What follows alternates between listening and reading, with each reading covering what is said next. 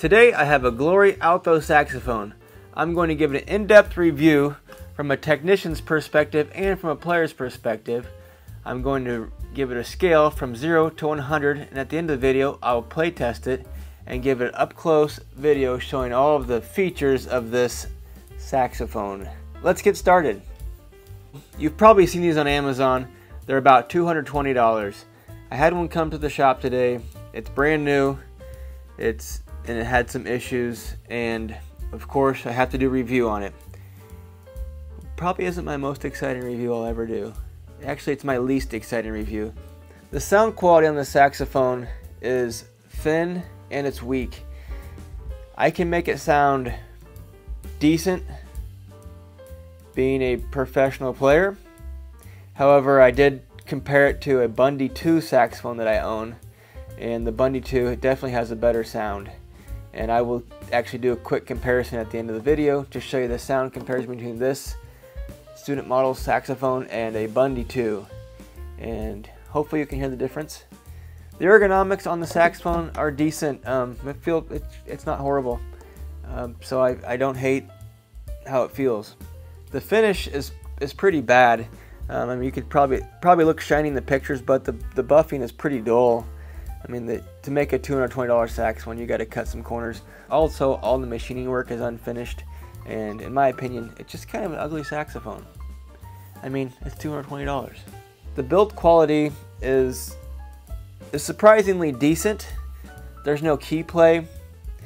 However, there were some major issues like the side keys. These posts are soldered in the wrong spot, so the pad is almost off the tone hole.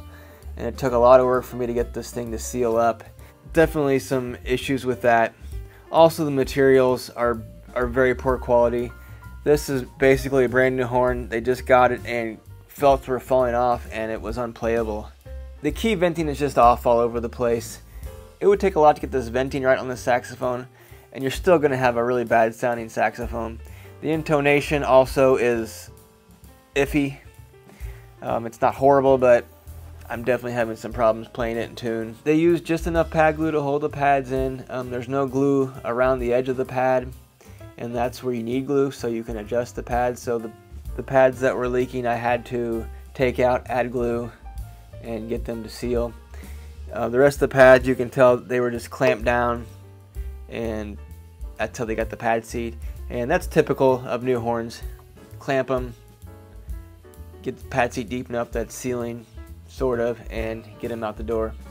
It's really not that bad. Overall, it's sealing up pretty well. The main issues were these side keys that are almost need to be unsoldered and removed and put into different spots.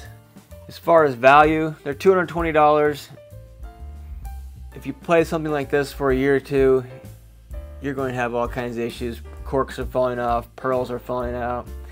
It's going to be leaking like crazy, and it's going to be almost impossible to sell.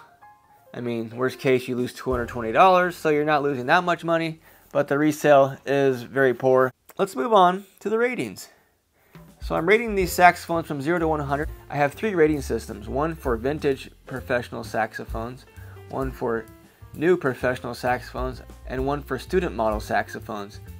This will be a student model saxophone, and this saxophone rated 25 out of 100. Let's get started on how I came up with that number. Oh, and if you don't mind, please subscribe. Thank you very much for that. After I'm done with the rating system, I will do a bit of play test. I'm going to compare it to a Bundy 2 for fun, and then I'll have a up-close video showing all the features. Ease of future adjustments. The saxophone rated 2 out of 10. This will be a high maintenance horn. You're going to have corks falling off and felts falling off and leaks. Key venting, 2 out of 10.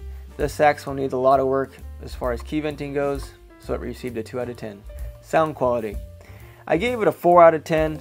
I can make it sound pretty good, but it doesn't sound great at all. I think 4 is pretty appropriate. Build quality, a 3 out of 10. With these posts, how they are, that hurt the score. The key play and key work is pretty tight overall, but with this major issue here, it gets a 3 out of 10. Factory setup. I gave it a 0 out of 10 because corks are already falling off and it was unplayable when I received it. Pad glue used gets a 1 out of 10. There was not enough pad glue to make any adjustments. It was just pad glue to hold the pads in. Spring evenness gets a 6 out of 10. Overall, the horn feels pretty even. I didn't really have to spend a lot of time making adjustments. Material quality, the pads are super cheap. I'll post a picture of what's written on the back. It's just a cheap Chinese pad. Man, I wonder even if it's even a leather pad. But they're super cheap. The corks and felts are super cheap, and it's what you would expect for this kind of money. That was 2 out of 10. Long-term resale, 2 out of 10.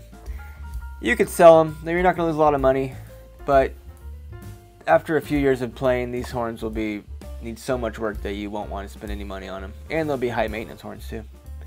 Cosmetic looks and finish quality. Cosmetically, I could spot this horn a mile away that it's a cheaply made saxophone, and the finish is very poor, and all the key work is very crude. That receives a 3 out of 10. Also, the case is laughable. It's just a very cheap foam case with a nylon cover with a zipper, and I get these to the shop enough that I see them, and the zippers are always broken. It's what you'd expect. Let's play this saxophone. I'm going to start with the Glory, and then I'll move to the Bundy too. Well, so let's try this horn out, and then we can compare the other one, and I'd love to know what you think. If you think the sound is good enough, or if you think the Bundy sounds way better, let me know in the comments below.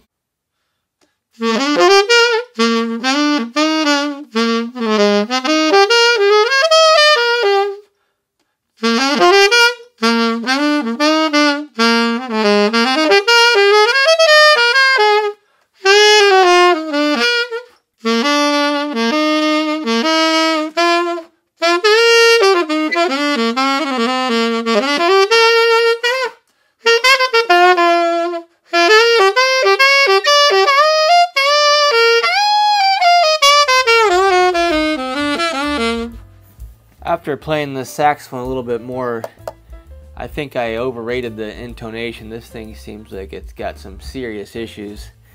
Also, I was playing that with my Ted Klum mouthpiece, and that makes a big difference. Although on this horn, I was struggling to try to make it sound good. My name's Scott Reed. I'm a woodwind repair technician. I play music professionally. I buy, sell, trade, and collect musical instruments. And now I have a YouTube channel. Thanks for watching, and stay tuned for the up-close video of this saxophone.